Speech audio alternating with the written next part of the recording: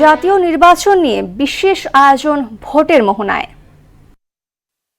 কেমন হবে নতুন বাংলাদেশ, কেমন হবে ভোটারদের প্রত্যাশা, কাদের হাতে বা উঠছে নতুন বাংলাদেশের চাবি, এসব প্রশ্নের উত্তর খুঁজতেই আমরা আজকে এসেছি মুন্সিগঞ্জের টঙ্গিবাড়ি উপজেলায়। সব স্থানে হাটে ঘাটে, মাঠে, পথে প্রান্তরে কিংবা চায়ের দোকানে সবখানে চলছে নির্বাচনের আলোচনা। আমরা এখন জানবো ভোটারদের প্রত্যাশার কথা। আপনার কাছে একটু জানতে চাই, আপনার তরুণ ভোটার কেমন বাংলাদেশ চান? অবশ্যই আমরা সুন্দর একটি বাংলাদেশ চাই, একটি স্মার্ট জেলা চাই, আমাদের এটাই আমাদের প্রত্যাশা। সকল যাতে আমরা সুন্দরভাবে ভোট দিতে পারি, এটা আমাদের ভোটারদের থেকে কাম্য, যে সুষ্ঠু একটি নির্বাচন হোক। আর সেই সাথে আমাদের সবার চাওয়া দেশের যে আইন শৃঙ্খলা পরিস্থিতি, এটার আরও উন্নতি হোক। সামনে যারাই আসবে দেশের জন্য কাজ করবে, তারা যেন আইন শৃঙ্খলার উপরে খুব জোর দেয় এবং প্রত্যেকটা মানুষের জীবন বিন্যাস যাতে তারা সুষ্ঠুভাবে সকল ধরনের হুমকি থেকে বাঁচাতে পারে, এটাই আমাদের প্রত্যাশা। আমরা কিছু ভোট দিতে পারি নাই, এখন সামনে যদি আমরা সুযোগ পাই দিব, এটুকু তো আমার প্রত্যাশা আর কি আছে। আপনি তো একজন তরুণ ভোটার হিসাবে বিদ্যুৎ, শিক্ষা, স্বাস্থ্য থেকে শুরু করে জীবনযাত্রার উন্নয়ন থেকে শুরু করে কি আসলে কোন দিকটা বেশি অগ্রাধিকার দিচ্ছেন এবারে?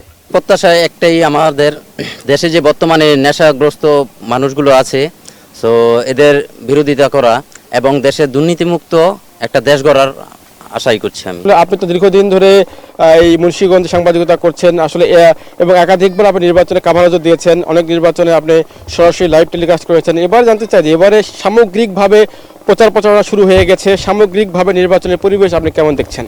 ধন্যবাদ আপনাকে। বেশ কয়েকটি নির্বাচনে আমি কাভারেজ করেছি, জাতীয় নির্বাচন, উপজেলা চেয়ারম্যানে। তো এবার নির্বাচনটা একটু ব্যতিক্রম। মুন্সিগঞ্জে 6টি উপজেলার মধ্যে 3টি যে আসন রয়েছে, সেখানে কিন্তু হাড্ডাহাড্ডি লড়াইয়ের মধ্যে 2টা আসনে কিন্তু নির্বাচনে জমজমাট হওয়ার সম্ভাবনা বেশি দেখা যাচ্ছে। যেটা মুন্সিগঞ্জ 1 আসন, সিরাজদি খান লোহজন, আরেকটা হচ্ছে মুন্সিগঞ্জ সদর আর গজারিয়া। সেই নির্বাচনের 2টা আসনে কিন্তু স্বতন্ত্র প্রার্থী রয়েছে, বিএনপি যারা রয়েছেন, জমজমাট একটা পরিস্থিতি রয়েছে। যদি আইন শৃঙ্খলার বিষয়টা বলি, প্রশাসনিকভাবে নির্বাচন রিটার্নিং কর্মকর্তা তারাও কিন্তু সেই বিষয়টা এরকমভাবে নজর দিচ্ছেন। পাশাপাশি যারা ভোটারদের যদি কথা বলি, পদ্মা, মেঘনা, ধলেশ্বরী এই এলাকাতে বেশিরভাগ কিন্তু কৃষি জমির উপরে নির্ভরশীল করে, যেটা আলুর উপরে, আলু প্রধান এলাকা দেশ। সেখানে কিন্তু বেশ কয়েকবার আলুতে লোকসানের পরও এই এলাকার যারা ভোটার রয়েছেন তারা চাচ্ছেন যে ন্যায্য মূল্যে আলু বিদেশে রপ্তানির পাশাপাশি যারা খুচরা বাজারে যেন আলু বিক্রি করতে পারে, সেটাও কিন্তু তাদের যারা নির্বাচিত সরকার হবে তাদের কাছে প্রত্যাশা। আরেকটা বিষয় হচ্ছে, এখানকার ভোটার যারা রয়েছেন বেশিরভাগ কিন্তু প্রবাসে থাকে। যারা এখন বেশ কয়েকজনের সাথে আমি কথা বলেছি, তারা কিন্তু বলছেন যেহেতু প্রবাসীদের জন্য যদি একটি ট্রেনিং সেন্টার বা ভোকেশনাল যে শিক্ষা, প্রাথমিক চিকিৎসা শিক্ষা দিয়ে ভাষাগত শিখে যদি বিদেশে যাওয়া হয়, তাহলে কিন্তু এখন যে লাভবান হচ্ছে তার চেয়ে বেশি বেনিফিট পাবে।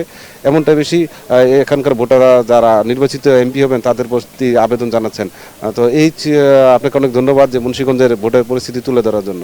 ধন্যবাদ আপনাকে। তৃণমূলে ভোটারদের প্রত্যাশা আগামী 12 ফেব্রুয়ারি নির্বাচন যাতে অবাধ, সুষ্ঠু, নিরপেক্ষ এবং অংশগ্রহণমূলক হয় এবং একটি ভোটেরও যাতে মূল্য থাকে, সেটি কিন্তু তারা প্রত্যাশা করছেন। এখন দেখার বিষয় জবাব দেবে ব্যালটের বাক্স। আমরা অপেক্ষা করছি 12 ফেব্রুয়ারি পর্যন্ত। আগামী পর্বে দেখা হবে অন্য কোনো স্থান থেকে।